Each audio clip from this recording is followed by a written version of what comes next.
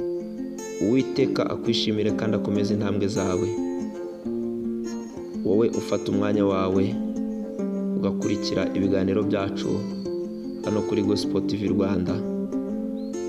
Njye mwumva ndi mwene so Ernest Niyonsenga, ndabasuhuje. Imana komeze ibaha umugisha. Tujye kuganira ijambo ry'Imana, ni ijambo turi busange mu rwandiko rwa mbere rwa Yohana. Turi buzisange mu rwandiko rwa mbere rwa Yohana igice cya 5 umurongo wa 12 ndetse n'uwa 13. Tubanze dusenge, duhamagare Imana izibane natwe. Uwiteka Imana, turaguhamagaye kugira ngo uzubane natwe muri iyi gahunda. Wakoze byinshi mu buzima bwacu, n'ukuri turagushimiye, ariko uyu mwanya nawo turakwifuje. Ntabwo ujya udutererana, ntabwo ujya udusiga, kandi ntuduhana rwose. Uhora uturinze kandi ubana natwe. Imbaraga zawe z'umwuka wera niziganze umutima wese uri buze kumva rino jambo, maze rize gushora imizi kandi riduhanire gukiranuka rwose. Urakoze cyane, mu izina rya Yesu Kristo, amen. Haleluya. Imana ishimwe cyane. Tugiye kuganira ku ijambo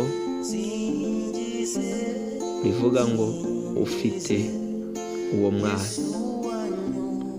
niwe ufite ubugingo. Imana ishimwe. Mbese uwo mwana ni nde? Ufite uwo mwana niwe ufite ubugingo. Ni ijambo ryanditse mu rwandiko rwa mbere rwa Yohana igice cya 5 umurongo wa 12 niho tugiye guhera. Reka dusome mu izina rya Yesu Kristo. Umurongo wa 12 uravuga ngo ufite uwo mwana niwe ufite ubwo bugingo, naho udafite umwana w'Imana nta bugingo afite. Umurongo wa 13 uravuga ngo ibyo ndabibandikiye mwebwe abizeye izina ry'umwana w'Imana, kugira ngo mumenye yuko mufite ubugingo buhoraho. Amen. Ibyo ndabibabwiye mwebwe abizeye umwana w'Imana, kugira ngo mumenye ko mufite ubugingo buhoraho. Imana ishimwe cyane.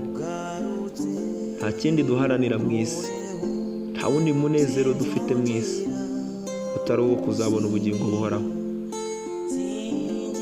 Iyo ufite ibi byiringiro bigutera umunezero. Iyo ufite ibi byiringiro biragukomeza. Iyo ufite ibi byiringiro biragusindagiza. Iyo ufite ibi byiringiro uba ufite inkomezi. Nta kindi dusabwa ni ugutunga Kristo mu bugingo bwacu, tukamutunga mu buzima bwacu. Kristo akatubera ubuzima, Kristo akatubera byose. Kristo akatubera umuyobozi, Kristo akatubera umujyanama.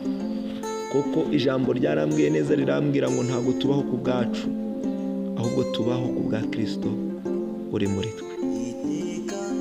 Imana ihabwa icyubahiro.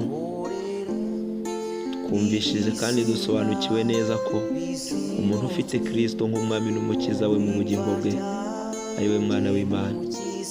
Reka dusenge.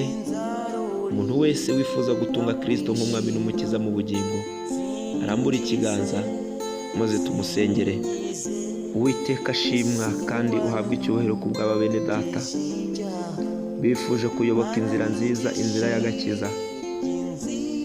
Bizeye ko Yesu ari umwami n'umukiza wabo, barifuza kumutunga mu buzima bwabo, barifuza ko ababera umukiza.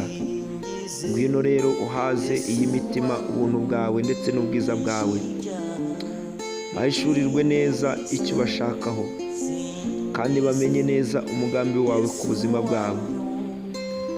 Ubwo bemeye kwizera no guhamya Kristo ko ari umwami, tubasabiye imbaraga z'umwuka wera kugira ngo zibayobore.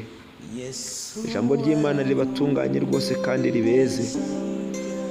Ubahe gufata imyanzuro mizima mu buzima bwabo, kandi uyobore intambwe z'ibirenge byabo. ubabere umutabazi kandi ubabere igihome kibakingira ku manywa na nijoro. Bafata ukuboko ntubarekure, maze ku munsi mu gihe gikwiriye bazasohora iwabo amahoro. Urakoze mu izina rya Yesu Kristo, amen.